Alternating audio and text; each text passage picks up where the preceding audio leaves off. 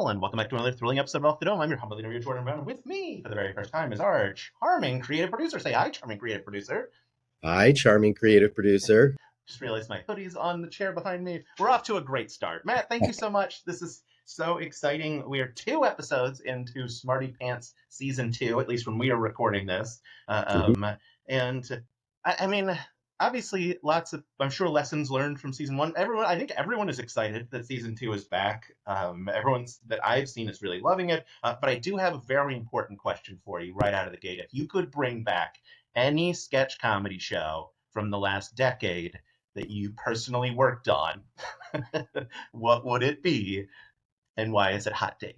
I was going to say, I feel like that's a very pointed question. This one specific show. I mean, I love Hot Date. Murph, Em, and I had a really good time, along with some other friends in both Chicago and New Orleans, filming that show. I'd love for it to come back. It was a mixture of a lot of things that it went away, unfortunately, and but you know, we've all found other fun avenues to continue creating and making things in. So, but yeah, it was a great show. I'm glad you enjoyed it. I've had other people hit me up and be like, "Hey, where's more? I want to see it." So it seems beloved by most who have watched it. It's hard to find for some though. Yeah. I was gonna say everyone who's watched it loves it. Yes. Finding Pop TV was a difficult endeavor, but yeah, my wife is not like a D&D person, so she hasn't consumed any of the like Dimension 20, but loves Murph and Emily specifically from Hot Date because we watched all of it together. Tell her we say thank you for watching and being a fan. And yeah, we had such a blast making that. It was a very hard show to make because it was like, you know, they're doing characters and hair and makeup, and it was low budget TV, so we had a little bit of time to film. We actually, like, to give you a quick little thing, most TV shows, half-hour comedies, are filmed in 4 to 5 days. We filmed every episode in 2 days, which is insane. But we did it and we crushed it, and we had a lot of fun making it. So, you know, we all wanted to keep making it, but it was, like I said, it's kind of mixture of COVID and some other stuff, and it just sadly didn't happen. But I think Season 2 hit like spring 2020, if I remember correctly. It was not a great time for like television production. No. But yeah, it's really cool. Like, obviously, you went from my understanding, you went from College Humor, a bunch of sketches, Adam Ruins Everything, Hot Date. I'm sure obviously there are a bunch of other things that you worked on, and then into Smartypants. Like, it feels like a very sensible trajectory, like looking like, got it, like they loved you here and people just kept hiring you to do their projects along the way. I started at College Humor in 2008, a long time ago, and was just hired as a freelance editor. Showed that I could direct and edit, and they gave me some like Hardly Workings to direct, some Jake and Amir's to help out on, and eventually they brought me on to direct some original sketches. And this was in New York. And then they hired me full time as a director editor. And then they wanted to open up an LA branch to kind of work with celebrities. So they flew me out here, and I, you know, started working out here along with a couple producer friends, including David Kearns, who's still with Dropout.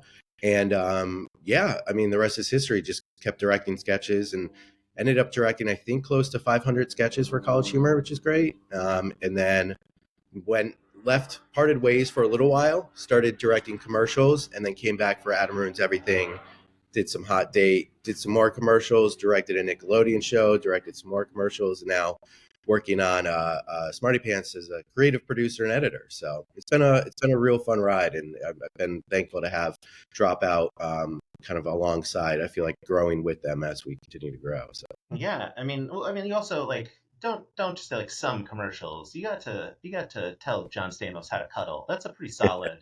Yes. It's a pretty solid commercial to. Yeah. I've been able to actually work with John Stamos with him in a bed twice, which is really interesting. Like, I feel like if there's John Stamos in a bed, he calls me up. Maybe, I don't know what's going on there, but more than happy. It's he's awesome to work with, charming, very funny man. So more than happy to do that. Oh man, I mean, we have to talk about another short that you directed that you did not mention in that list, which is Simon Pegg and Nick Frost in cardboard Yeah. costumes for Star Wars. Yeah. One of my favorite things that's ever existed on the internet. And Thank you. obviously now, like, Simon Pegg gets to like be in Star Trek and Star Wars and do Yeah. whatever he wants, and that Yeah. feels like you're responsible for it, and you should get I credit. yeah, I feel like it was like he was wanted to do it, so he was like, let's figure out a way to manifest it, and it was yeah, this helped. Yeah, that was back in 2010 we filmed that.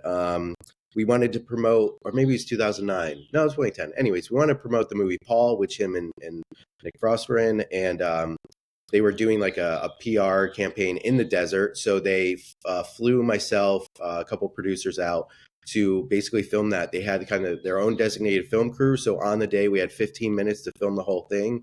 We had the script. I basically like ran over, was like, camera one, you're filming close up on Simon. Camera two, close up on Nick. Camera three, nice medium wide shot.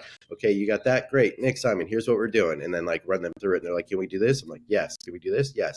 And those guys were pros, obviously super big pros and very funny and loved it. So that was a whirlwind of a shoot. That was a blast to do. And then I got to go back to Vegas because we were in Nevada and then like spend a night in a hotel, which sounds exciting, but I was just editing the whole night. So because we had to turn around quick. So there's no like fun to be had, but being in a hotel paid for in Vegas was nice to edit from. So why Yeah, not? that's a nice Yeah. change of pace. Yeah. Yeah, you've now mentioned two different things where like it was a whirlwind, and we should talk about a third whirlwind, which is Smarty Pants. You're Yeah. filming what, like 15 presentations a day or something bonkers. Yeah. We had a fun yeah, season one and season two. I mean, a lot of it stayed the same as you can tell by watching the different first two episodes. It's still very similar, still the same world, but definitely learned some lessons from season one into season two. And yeah, we filmed 9 presentations a day.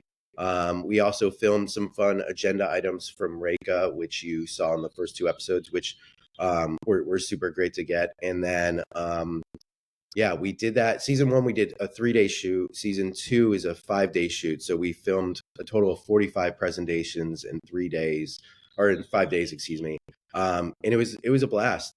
Definitely a whirlwind. We have a great production team that is able to like stay on track and keep us going. Our AD Marlo is amazing.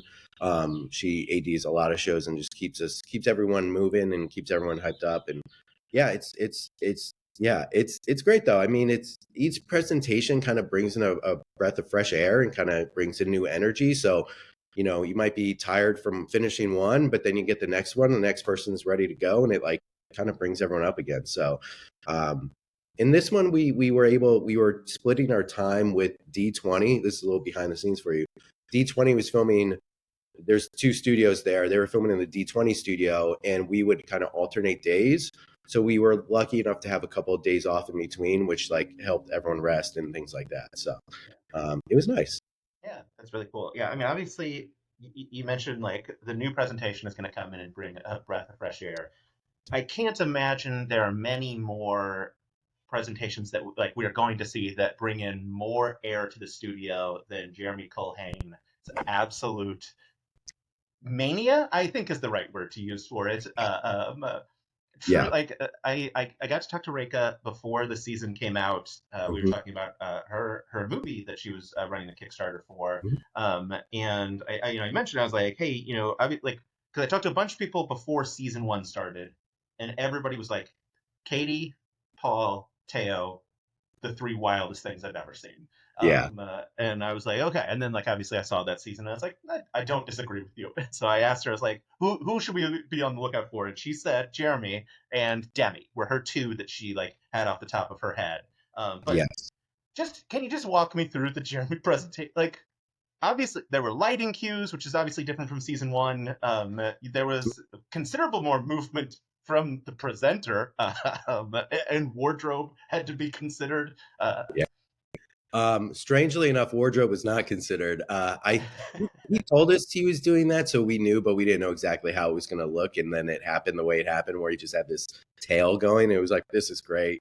And there was even a question of like, should we fix that before going into the Q&A? And it was like, no, like leave it. This is amazing. Like, please. But yeah, we were able to do a couple things from season 1 to season 2. I worked with Phil, our DP, and like, hey, can we do some lighting gags? So we figure out a way to like basically like boost the production value just a little bit where it feels very much of the same world, but we're just elevating slightly. And I feel like a lot of the dropout shows have done that. Game Changer being a good example of like you could see kind of the elevation as it goes season over season. And I was trying to do something like that with Smartypants, is like, let's elevate it a little bit at a time. And that way we could see kind of what fun things we can do. And Jeremy wanted to do a gag for his sicko mode. And we were like, okay, what does sicko mode look like? And it was like clear, like, okay, big, bright, poppy lights going, and then like really hard, crazy dubstep type kind of electronic music going at the same time. And then on the day, it was a matter of like saying to the presenters, which we always say is like, you could use the space a little bit. Here are kind of the dead zones where you shouldn't land because cameras won't get you or we'll see too much behind the scenes. But feel free. And he did that kind of run around the room, which was great. And yeah, he filmed his second to last in the day. And so I don't know how he had the energy still to do it, but it was great. And then there was more to the booger moment that happened. I have that written. I was like, you left in a lot of booger. Yeah, there was more booger, not that much more where it's like, oh, we really missed out. There's just a couple funny quips from Jeremy that I was sad to have to cut out, but ultimately, you can't stay with that for too long because it's one, gross, but two, also like that's not the point of why we're here. But just a funny, happy accident that came from it, and just added to the already chaotic presentation he brought in, which was just awesome. Yeah, it was really fun. Yeah, I know someone is currently typing "release the booger cut" into the comments. Oh yeah, Not I up to think you, I'm sure. no, I think on one of the many discords that exist where they do live watches and chats, I think I actually said release the booger cut. Like I definitely like started that with Katie's egg, the raw footage of Katie's. I Yes. was like trying to push that as like its own little special. So maybe it's me, pushing behind the scenes a little bit of like trying to get that going on my own.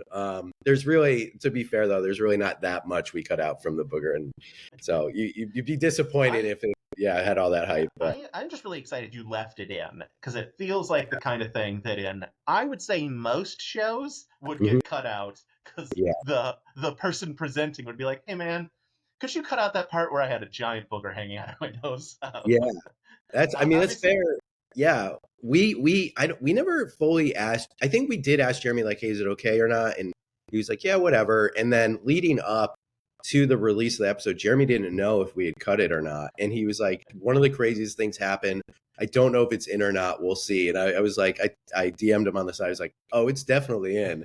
Um, but he was okay with it. And I would say like if it happened during someone else's presentation, if it just happened randomly, we would 100% cut it. But because of the chaos that was already happening, it like just added to it rather than like being a weird like what is happening. It was just like, oh, this is just another thing on another thing. So it felt necessary to keep in, and I'm glad we did too, because there's a world where you could definitely cut around it. But it just to me it only is a benefit. You know, it was a beautiful like period to sicko mode yes, of just like, yeah, no, that feels like what happens at the end of sicko mode. That feels yeah, accurate. yeah. Uh, I you was mentioned, oh, go you go ahead. ahead. I was going to say, his to me is definitely like the most chaotic, but there are many other fun ones that have energy. I don't think they match the chaos of his. So, Yeah, yeah. I mean, I mean, it would be hard to get people as mad as Teo got people hmm last year. hmm Is there anybody that you can think of that like comes close to like really gets the goat of the audience, the pants, as Jess McKenna so brilliantly started coining. yes, the pants. The pants thing. A quick aside for since you brought that up. Jess was doing that on set, and we all were like, "This is incredible!" Like no one's called the Smarty Pants Society pants. And immediately after that, Marlo or AD, every email and anytime she needed to address everyone, she would call everyone pants. And now, while I'm editing, when I send out emails, or I'm like need to approach a group of people in a chat, I say, "Hey, Pants, here's what's going on." Like she basically coined that phrase, and that will continue for as long as Smarty Pants runs. Like I think it was brilliant. It's Yeah, great. we love J Mac in this household. We gotta make sure we keep her nickname going. Yeah, J Mac, MC Kenna. Yeah, I would say I don't know if anyone's quite as mad as gets the whole group as mad as Teo. I will say Chris Grace did a presentation that might call someone out, and I can't be specific as to who, but people definitely get called out in Chris Grace's in a way that yeah, it was fun. It added a really fun dynamic to the end of the presentation, so it's pretty cool. that's exciting. Yeah, you mentioned you mentioned Katie's presentation, um, because for folks who don't know, Hmm. Katie's presentation where she did the like in your edit of like I'm gonna start over. Hmm. She really started over and like went Yeah. through her whole presentation a second time. And Yes. you very skillfully edited around that. But that is the and I just had to say I talked to Katie about it and she was like, I didn't know the presentation was weird, which is my favorite part of the presentation, that she thought it was normal. Yeah. Yeah. It was that was wild because she went first that day.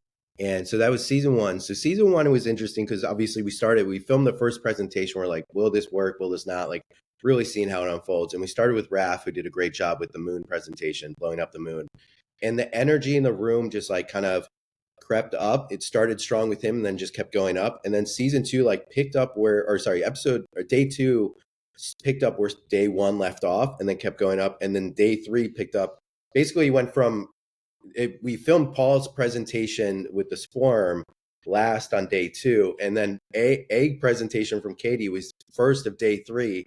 So even though there was like an 8 hour sleep in between, that like from that to that is like perfect, and it just kept going. It was this weird like trajectory of everyone just like constantly like building on itself. So it was super fun. And yeah, I talked to Katie too because it was like yours was the longest, and I was trying to figure out how to cut it, and I think she was like, I feel bad. I think I like offended her a little bit because she was like, "What does that mean?" I was like, "No, it's great because it's so funny and it's so good. It's like I don't know how to trim this down to get this to like the 10-minute little nugget that we need it to be without losing too much." And thankfully, we're able to find a way, and ultimately, release something that everyone loves as much as we do. So it was a journey to say the least, but like the best journey possible.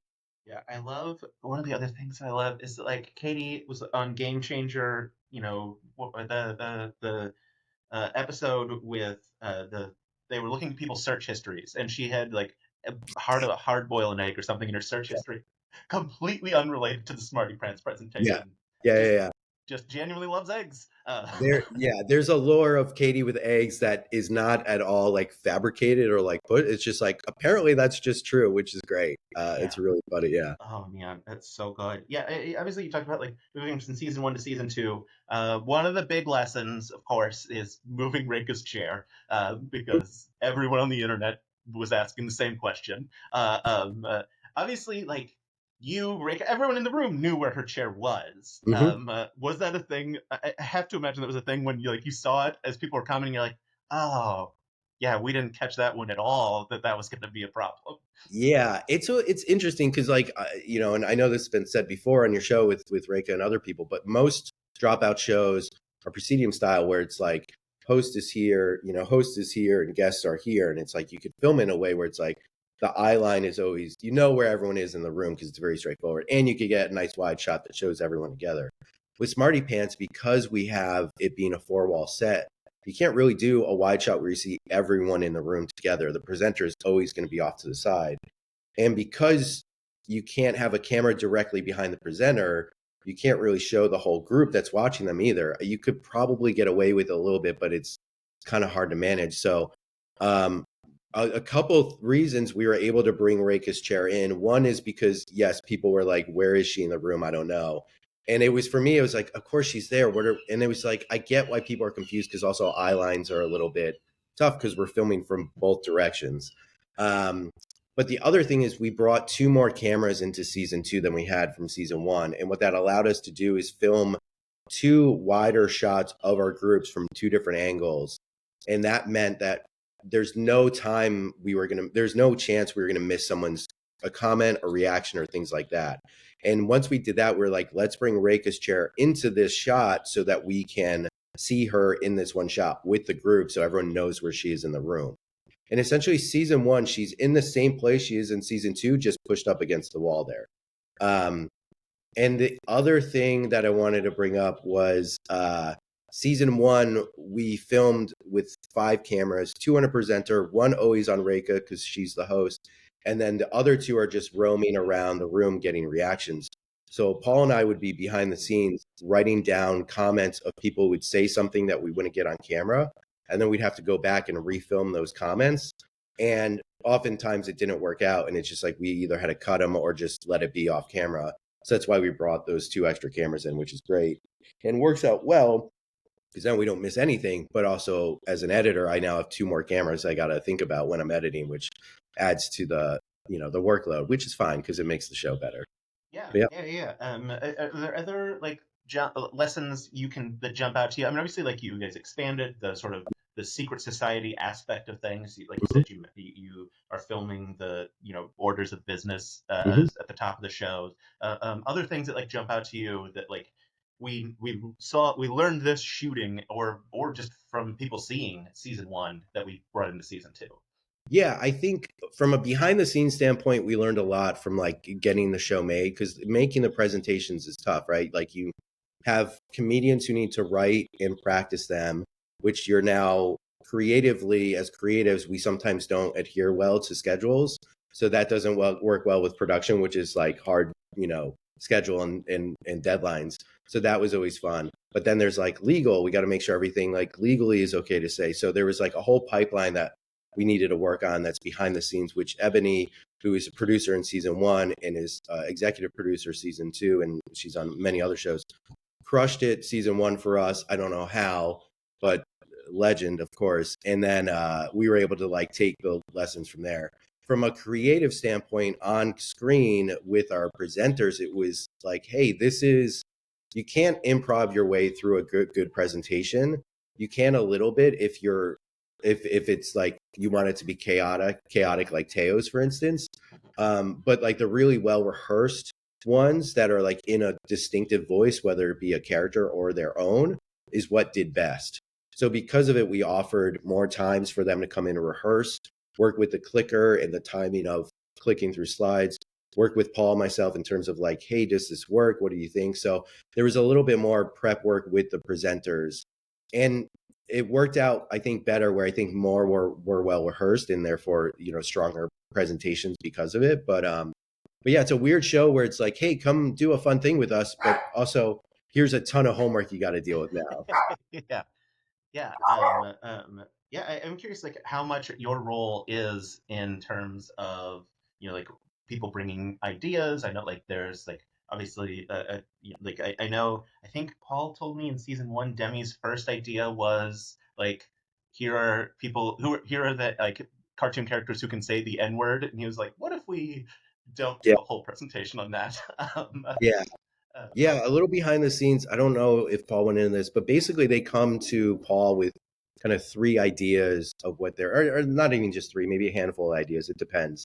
Some people are like, this is what I want to do. And it's like, great, go for it. Some people are like, hey, I have these kind of ideas running through. So they send through ideas, and then it's really Paul kind of takes the lead on this and does a great job with it. And he'll ask for my help and ask for a few other people's help as well. But basically, goes through kind of ideas and will determine what works best, both with like the presenter as well as what else is kind of being made. So like we don't have the same type of presentation or the same topic at all. And then it's like, yeah, let's, Demi, that's a great idea. Let's skew it a little bit and do this instead, and kind of working with him on that. So they're able to kind of find it. But a lot of that is Paul, because Paul will do the initial reach out to talent as well, which he does a great job with. And, our goal is to keep the voices diverse, not just in who they are, but also what they're saying. Whether it be like the actual topic or the way they're going about telling that topic, talking about that topic. So, and that carries on into the days we're filming with them. there's obviously schedule of the performers, but it's also like, we don't want one day where it's all people talking about movies, because then that's going to get boring. And then that also carries on into the edit. When we have the 3 presentations, it's like, how are these 3 going to complement each other in the edit and when people are watching at home, so that there's something for everyone in an episode, which I think we did a great job of in season 1, is make sure there's at least one that people are going to jump on in each episode. And, we carried that into season 2 as well. Yeah, as I say, like how is that editing process for you of like figuring out, you have these 9 presentations that you filmed, you said 45 total. Obviously you're trying to, well, not trying, you keep them sort of elastic with like the like every presentation from one particular day for per episode. Yeah. But like like you've got several days worth of different audience members. How do you like how do you categorize I guess what presentations should go together? It's kind of figured out on the day. Like, you're kind of seeing everything as they unfold. Like, this kind of happened naturally from season 1 into season 2, where we like to kind of, it worked out. We're doing it this season. I think it's working out well. We're kind of ending each episode on either something that is a presentation that is like really off the rails crazy with Jeremy's, or just has a little bit more to it. There's a little bit more going on, like for instance with Becca's. And I think that's worked out well. So Paul and I usually sit there, like we would start our mornings, we would sit there and kind of write notes on the day before, or a couple days before if we had a break, and kind of write down a little bit of like a list of what we thought the order could be. And we kind of looked at each other and agreed. And then ultimately, like, Paul went in and was like, okay, let's start with this order of like these 3 together, then these 3.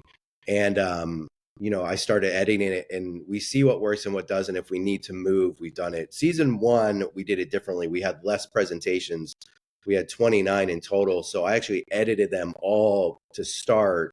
And then we went in and decided which 3 would go together, which worked out well and was fine for that. But for season 2, because there was more, it's like, I can't do all that prep work up top. We just need to like kind of decide what will be. And if we need to adjust, we can.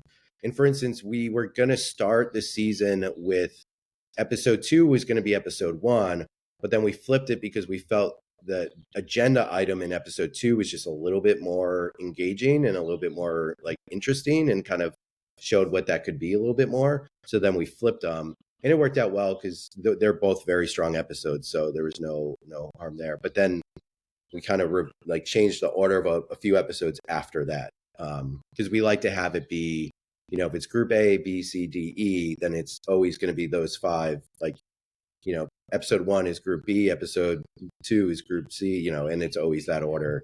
Anyways, that's kind of confusing. But yeah, ultimately to say is we kind of create a list that makes sense ahead of time. We cut an episode together, and then we look at it and we go, okay, this works.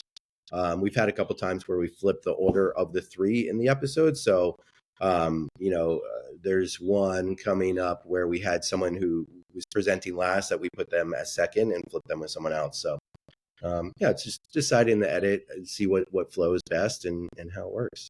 Yeah, that's really cool. Yeah, I mean, obviously, like it's, I mean, I don't want to say like a big like star growth in terms of like people, but I would say a lot of people recognizable to folks maybe who are outside of Dropout sphere into season 2 more so than season 1. Season 1 felt very like, let's ask our friends to come to this new show. And, season 2 has like Hank Green and folks that are like, oh yeah, that's a big name for even people who don't care about Dropout. Was that exciting in terms of like this sort of universe expansion for what you got to see presentation topics on?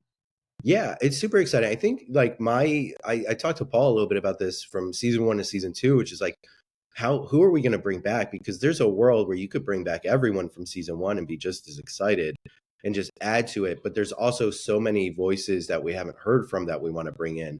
And I won't speak to Dropout as a whole, but I know they're big fans of like opening the doors for their comedy community to get bigger and grow, bringing in, people from Smosh and things like that. And so this to me is a great show where we can do that, where we could bring in like a Hank Green, who obviously did the Dropout Presents special, but also like hasn't been on any other shows. Or a Cameron Esposito has a stand-up special with Dropout Presents coming up, and like, let's bring them into this. That could be really fun. Or even Max Burkholder, I think is his last name, who's on TED on Peacock. You know, I mean, there's worlds where you could bring in kind of more people that exist outside our normal kind of bubble. But we also need to do that in a way where the room itself still has that cohesion and that fun and that like everything. So we can't just have a bunch of people who don't know each other. It's like we could kind of sprinkle it in. So it's super exciting. It makes me excited for hopefully people continue to like the show and watch it. We could continue to do that. And it allows Smartypants to grow, you know, the society, but also Dropout as a whole. It's a great kind of, I'm going to say easy way to come into the world, but it's definitely another door that's open for people who are maybe outside the Dropout sphere to kind of come in and get into the mix, which is great. Yeah, it feels like a great. I mean, I know there are a lot of people whose names I don't remember now, but like when the trailer came out, or like I think Variety had the list of all the presenters, and people were like, "Oh my gosh, this person!" It was a person I didn't know, had never heard, but they're like, he's from Star Kid or whatever," and I was like, "Oh, all right." But yeah, it feels like a very like like in the same way that like Make Some Noise has that sort of like window of like we could put two people that they know and love and a third person they don't know, and now they can fall in love with that person. Like Smarty Mm-hmm. Pants does feel like it has a very specific spot of like, yeah, like we'll have Trap kick off the show, but then you know who knows who's going to be after. You know, I'm assuming a lot of people didn't know. I mean, very clearly, a lot of people didn't know Waleed. He Mm-hmm. mentioned that some people in the room had called him by the wrong name, which was a very funny part of his presentation. Yeah. But yeah, it's really cool to see that like that growth, and then yeah, in theory, like that expansion of like, oh, now they could be on Game Changer. Not saying that like Yeah. Game I Changer mean, is the pinnacle of Dropout, but it feels like yeah. much more like tightly knit, tightly held casting secrets, I suppose. Yeah. No, Waleed is great. He actually is from he helped with our presentation season one because he's an artist and a graphic designer and an illustrator.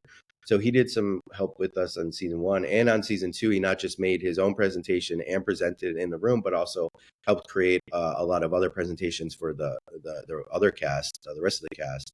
But yeah, I mean, I love it because there's folks in there who I've seen either on the internet or maybe at some live shows here in LA perform and never had a chance to work with, and then we get to bring them in.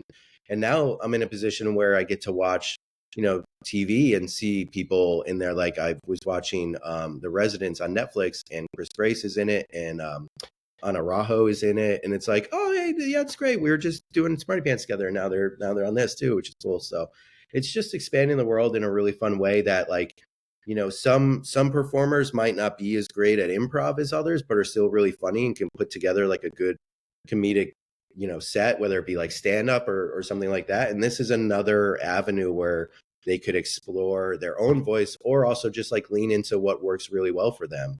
And and they might not be great on a Make Some Noise, but they could be great on Smartypants, or they're super talented and could do everything. And that definitely happens as well. So Yeah. Yeah. Oh man, that's so fun. All right. Well, let's say Smarty Pants gets a season three. I'm not going to try and get that information if you know out of you or not. But let's say are there people like dream guests that you're like, oh man, I bet this person would do a really great presentation. yeah. I would love to grab them. It's funny because that's such a question that I was like, I think at one point when after you asked me to do this, I was like, I bet he's going to ask this, and I should have prepared an answer. I did not. I'll say this, and this is kind of a cop out a little bit, but I I'll do. change the question. Yeah, yeah, Anybody you want to bring back yeah. So from that's where I was going seasons to go one and next. two? I do want to see Ross Bryant do another one. I thought he crushed it. I would like to see a follow up from Ryan Creamer to see if he ever got his degree, honorary degree. But no, I mean, there's a ton of people. I also think this is a show where we could do some like cameos and stuff. I always had the idea of like it'd be funny to do a presentation and halfway through the presenter like like pretends to feel sick or has to leave, and then someone else steps in, and it's like a big guest star. Yeah, Like, Bryan Cranston comes walking yeah, out to yeah, yeah. hang out to do sicko mode instead of Jeremy. Yeah, yeah, exactly. It's like, oh god, I don't feel good. Can I get a set medic? And someone walks in, and it's like, I got to go to the bathroom, and leaves, and all of a sudden the set medic turns, and it's Bryan Cranston, or it's like Tony Hale or something. Like, Yeah. to me, that's a fun thing that could happen that I think definitely would fit in our world. But no, I mean, I think it's a place. I think the show's like good enough that like it's like season 1 we filmed with Paul F. Tompkins, who's a legend in the comedy space, and I've been lucky enough to work with before. And it was very much like let's make sure it's as easy as possible for him and blah, blah, blah. And we were like, if at any point he needs to leave, it's okay. We'll figure it out. And he was just like, no, I'm having like one of the most enjoyable days of my life here. Like I wouldn't want to leave. So that's the thing I think is great, is that Dropout as a whole, and we on Smartypants is always trying to make our sets super loose, super fun, make sure everyone's well taken care of. And because of it, people have a good time on them and want to come and hang out with us and film. So we do that on Smartypants, and I think the cast list will continue to grow, and some more names will come in as we go along. But we do have the hard job of also trying to like find ways to bring in more people, which means not bringing as many people back. I mean, like I said, you could have brought the whole cast from season 1 back and it still would have been good, but you want to open up to more people. So it's a fun little balancing act, which Paul has been able to play really well. So Yeah, I have to imagine like one of the best things that can happen is someone is like, I'm actually shooting. I can't come in and work, and you're like, oh, we don't have to disappoint and like choose one or the other. yeah, The backup person just gonna be off our list, and we can move forward. that was one lesson we learned. So season 1, I think we had, I forget what happened. Season 1, there were 2 presenters. One presenter got sick with COVID. I think it was actually Ana Rajo, who was supposed to be in season 1.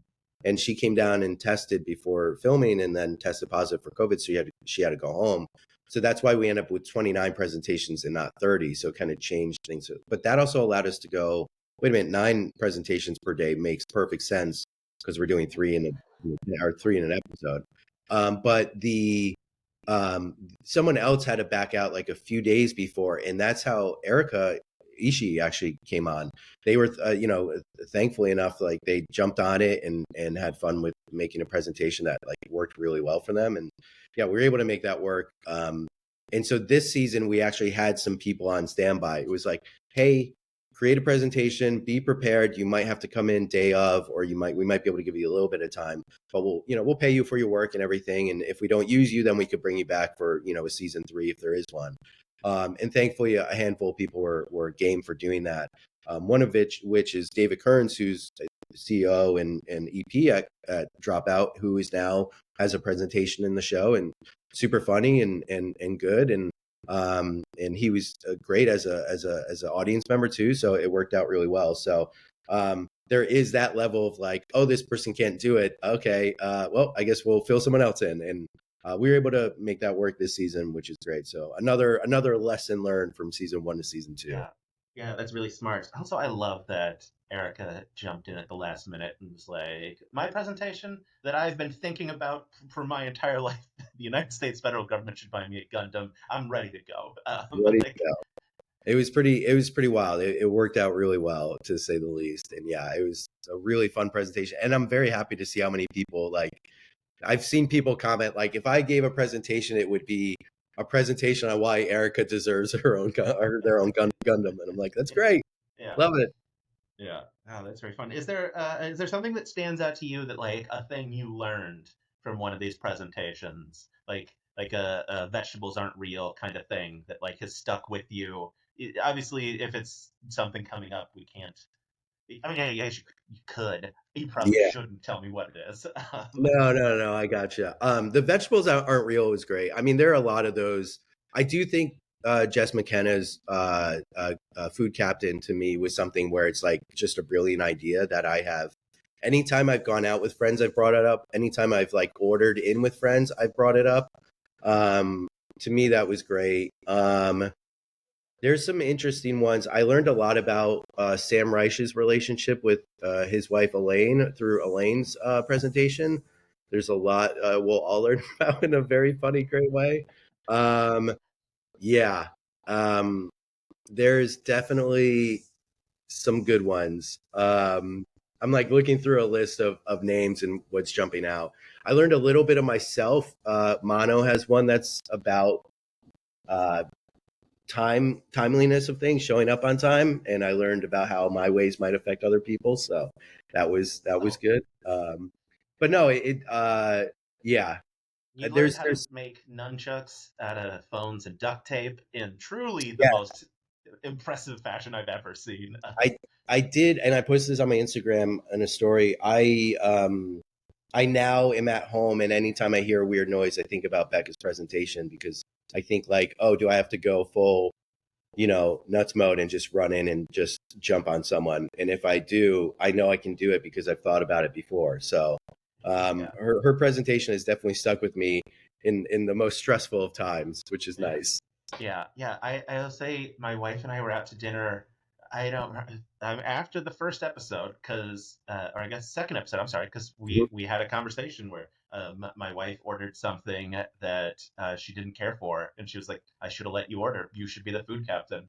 Mhm. And I was like, I think our relationship has changed forever moving forward, which is very Yeah. fun.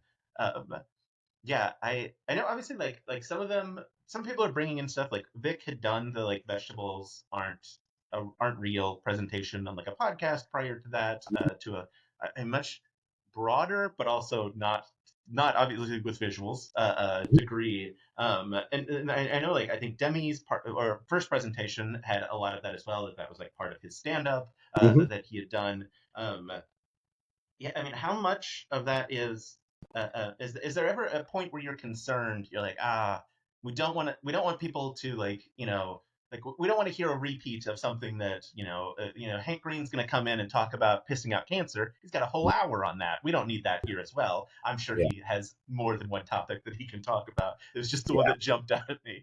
No, I think that's Uh, fair. Yeah, I get that. Yeah, like we don't want to repeat ourselves over and over again. And I mean, I think with Demi's, his was he did stand up with that before, but not he hasn't. He had a show where he did that where not enough people have seen it. Not as many people had seen it who should see it because he's wildly talented and very funny.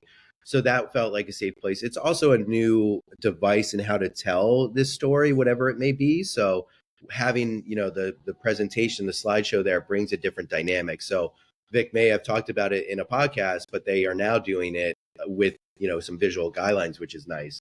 And I don't think that's I think that's okay for the most part, and I'm okay with that. I say sometimes that like Smarty Pants is a little bit of a stand up routine because should be rehearsed and it's you up there alone. So it does have that kind of feel. So I'm okay with that as long as it's like you said, it's not that, or it's not someone just if we had a big person like and this is by no means happening at all, but like if Jim Gaffigan came onto the show and just did his hour stand up he just did for Hulu, it would be like, all right, well that's not going to work here. Like we need yes. something new. So Yeah, if um he came in and was like, "My presentation is on the weight loss pills," and you're like, "Yeah, yeah, you you did just this." did that and it's Yeah, great, but we yeah, can't do that again. But it's also like if it's with Demi, he actually had a whole other idea first that he wanted to do, which was along the lines of changing a monetary system to kindness, which is like, hey, let's get rid of money and let's have everything paid through kindness. And I love that idea just as someone who, like Brennan, is anti capitalist to a certain extent. I was like, yeah, let's do that. I want to know what that looks like. But he was like, that's way too much work. And like, can I do this instead? And then Paul was like, yeah, let's just change it slightly. So if it allows someone talented and funny to come into our world and play with us, and it hasn't been seen a million times, then let's do it. Yeah. yeah. It's super fun. I don't. We're approaching the hour. And it would be criminal if I didn't ask you. I know you want to direct a feature film. Hmm. At some point, we talked about like your directing of Hot Ones, Adam Ruins Everything, sketch comedy, commercials. What's do you want to? Can you talk about your feature film thoughts, plans? Are you gonna go the Izzy and Rekha routes of like throwing a Kickstarter out there to make it happen? Because apparently, look, you hit Dropout fans behind it. Apparently, you're good to go. is the Yeah. lesson that seems to be the case. Yeah, I'm not gonna throw myself in the world of Izzy and Rekha and claim to have the same reach that they do. They are very, very talented on their own right and have a really big reach, as they should, because they're great people. And it's just I love to see the support they're able to get. I don't know if I could get that much support. I might go down more traditional avenues, but I've thought about it. Um, it's something I want to do. Um, it's tough. Sorry, I feel like there's a weed whacker going and it's loud. I don't know if it is, but glad it's I not. can't hear it, so Great. Yeah, there's definitely the desire. I've always wanted to do it since I was a kid in high school.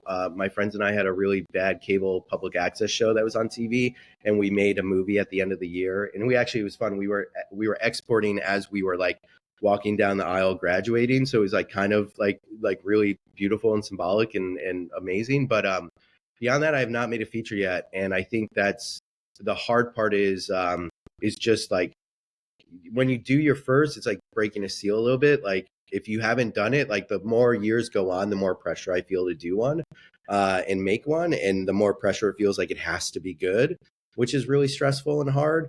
Whereas if I had already made a couple, it's just like cool, I'll just do another. The perfect is the enemy of good, or one of those phrases. Like I'm trying to make something that's perfect and then it's never going to get made because of it. So I just need to put in the work and actually go for it. Something I want to do. If I were to, you definitely see familiar faces in it as both the cast and people who are making it. Like there'd be a lot of people from Dropout who I'd want in there. And my ideas range from like some indie comedy drama to like big fun action adventure, so we'll see ultimately what I'm able to do, but eventually down the line, I'll make something and you'll know about it for sure. It's so fun. Well, obviously, like you should get Laser Weber, I believe is his last name. Laser's great at organizing Kickstarters. He organized both Izzy and Rekha's, and I think maybe Becca Scott's Blood on the Clock Yeah. Tower. I'm not sure if he was involved in that, but anyway, a fantastic comedian as well. Yeah, it's always one of those things that like it feels very fun. Like Izzy is making this movie, has cast a bunch of people that are Dropout folks. Like Grant and Allie made a movie, had a bunch of Dropout folks. Rekha's making a movie, got a bunch of Dropout folks. It's like you said, like you went from sketches to Adam Ruins Everything to Hot Date to now into this creative producer role on Smarty Pants. It feels like once you're in that circle, it's as long as you're good at what you do, which also feels like a prerequisite to get in the circle. It feels like it's a thing that's like, all right, yeah, we want to work with you forever, which Yeah. I seems think good. no, and that's definitely true. That's something that like back to when I started back in '08 at College Humor is always the thing of like we called it, for a lack of a better phrase, we called it a good hang, which is like, yeah, you need to be good at your job, otherwise we're not going to hire you. But also like you need to be a good person, like we want to work with people who, are good hangs we could spend time with and enjoy company of. And the comedy community in LA and New York and throughout is a lot smaller than people think. So we all know each other, not just because we admire each other, but also are performing together and hanging out together. Like we are all friends. And I don't, it's hard to say, but like, sometimes you work on a project and, I've been lucky enough to, direct commercials in the UK and all over the world and work with new crew and new cast. And it goes great and it's awesome. But there's also something about like just working with your friends, and not to say like you're still working with the best of the best. It's not just like, oh, we're just going to work with our friends, it's going to be fine. But it's like we're lucky enough to have our friends be really talented people as well. And it helps the vibes on set, which ultimately helps the end product. So, I've had situations at College Humor where we've worked with a celebrity who is not enjoyable to work with, and it made everything really tense. And we, sometimes would release the video and it would do okay, and sometimes it wouldn't. Or we didn't release the video and it was just like, oh, I don't want to do that. Like I don't, just because they're a big name, that's great. But like if they're gonna ruin my day, which then turns into ruining my week and turns into ruining my year, like why would I want that on my set when I could hire someone who's just as talented and funny, that I also happen to hang out with and probably even lived with at one point. You know what I mean? So like, why not? Yeah, Yeah. yeah. Oh, that's wonderful. All right, you if you get in front, so let's say season 3 happens, but just Mhm. season three's happening. It has to happen. The internet loves the show, and it's such a great fit for Dropout. Like it makes sense. Every bit of it is like, oh yeah. We should have a show like this, and Dropout makes sense to produce it. But let's say you get in front of the camera. What's your presentation on? I had two ideas. One was recent I had, and it was a way to do something Teo like, which is a March Madness bracket of stuff. So you take the bracket, which like some anyone in sports knows what it is, but even people who aren't in sports knows what it is, and you just do it of different things, and you figure out a way. I have to figure out how to pair them. But what it does is it immediately gives like this versus this, which now you're dividing the room. You're going to create chaos. People at home are going to get angry. It's going to get everyone invested, and I think that would be a really fun way to go about. The other idea I kind of alluded to earlier, I think I was talking to John Gabers in season 1 and talking to Sam Reich about this, which is I would start the presentation of how to perform the perfect Smarty Pants presentation. And it would be like a step-by-step guide into like making a great presentation. But like I would then like feel ill and it would change the slide and I would be like, does anyone have a Tums? And on the slide would be like, does anyone have a Tums? And I'd be like, hey, I'm not feeling well. Does anyone have a Tums? And it would go back and forth between the perfect Smarty Pants presentation and me feeling ill and me being like, hey, I ate this really weird quesadilla at Crafty, which I don't think anyone else had. It's making me sick. And then like bring a set medic on and then be like, I'll be right back. Set medic reveals itself to be some celebrity cameo. They go on for a little bit and just like find fun ways to like just kind of change up the game a little bit. Because what I love about it is, and other Dropout shows have done this, is like there's a way to take our format and kind of like just push the boundaries a little bit, which we're starting to see in this season. Obviously, Jeremy running around with the lights and things like that, but like just like we're just telling a story and we're using the presentation as a way to do that. So what other stories can we tell and how can we use this world to do it? And I think Chris does that well, and his will be towards the end of the season. And I think there's fun ways to do that, and that would be another way of like, oh, let's just kind of spin it on its head a little bit and have fun. So those are like two kind of ideas I've thought about.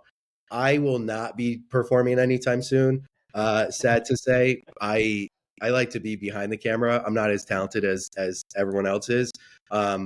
But also like when Paul's on set filming, it's great, but it definitely adds a little bit of pressure on him to be present on set, like performing, but also in the back of his head, always be EP showrunner. So he loves being a part of the show and loves being on it, but he definitely always feels super stressed on those days, which I feel for him a little bit, for sure. So I wouldn't want to take that on either, but maybe one day I will, and I'll eat my words. So much fun, Matt. Thank you so much. This was so delightful. If folks want to follow, so they can see you talk about some of these behind the scenes things, where can they find you on the internets? I'm on most socials as Matt Directs, so MattDirects.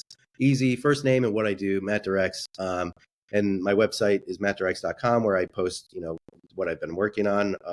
Not as often as I should, but Instagram, all those places, I'm on there and posting the stories and things like that. I've definitely taken a step back, as I feel like a lot of people have, just due to everything in the world. And as my family grows, trying to be more present in the day. So I don't post as much as others, but with Smarty Pants, I have been posting a lot of this season to stories and being like, hey, this is my favorite, or like, this is a fun moment, like try to add a little bit of a behind the scenes element there. So feel free to follow me there. And yeah. Amazing. Yeah, I love whenever I see like a new story from you, because I'm like, it's gonna be about Smarty Pants and it's gonna be Yeah. something interesting. Yep. Not that you should only post those things, but you post that the most often, and I get excited about it. I do Matt, thank post you. that a lot. Yeah. Yeah, Yeah. this was an absolute delight. Also, I don't know how to end an interview, so I'm just gonna hit stop recording.